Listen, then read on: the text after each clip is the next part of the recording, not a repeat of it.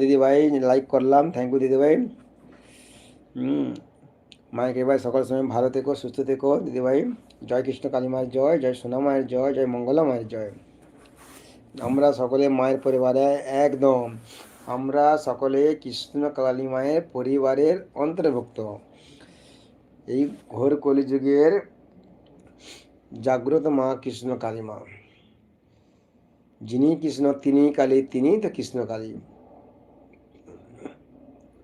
জগতের মালিক প্রভু শ্রীকৃষ্ণ